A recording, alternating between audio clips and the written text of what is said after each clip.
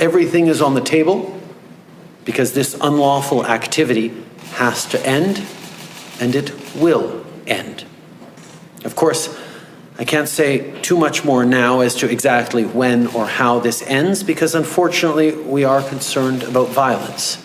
Canadian Prime Minister Justin Trudeau on Friday said quick action would be taken to enforce the law against anti-vaccine mandate protesters disrupting Ottawa and blocking vital trade routes like Ontario's Ambassador Bridge, North America's busiest land border crossing, and a choke point for Detroit's car makers.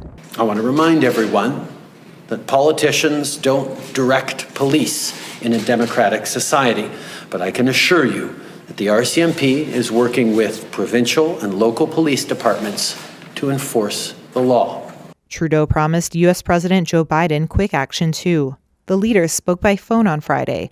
According to the White House, Biden expressed his concerns over plant closures and auto production slowdowns due to the hampered border crossings, as protesters and their vehicles continue to block nearby roadways. Trudeau on Friday told protesters to leave, but stopped short of calling on the military for help.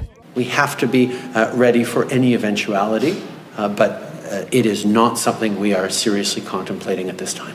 An Ontario judge granted an injunction to end the blockade of the Ambassador Bridge starting Friday evening, after the Automotive Parts Manufacturers Association told the judge the obstruction has cost Canada's auto industry hundreds of millions of dollars. Earlier in the day, Ontario's Premier, Doug Ford, declared a state of emergency and threatened to fine and jail protesters if they don't go home. Fines for noncompliance will be severe, with a maximum penalty of $100,000 and up to a year imprisonment.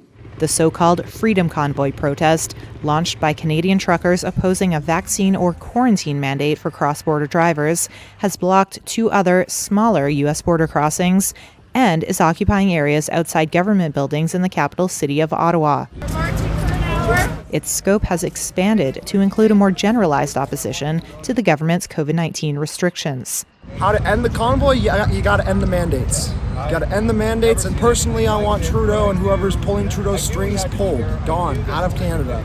As police faced protesters and handed out tickets to truckers Friday, Trudeau again called for an end to weeks-long blockades in the streets. We've heard your frustration with COVID, with the measures that are there to keep people safe. We've heard you. It's time to go home now.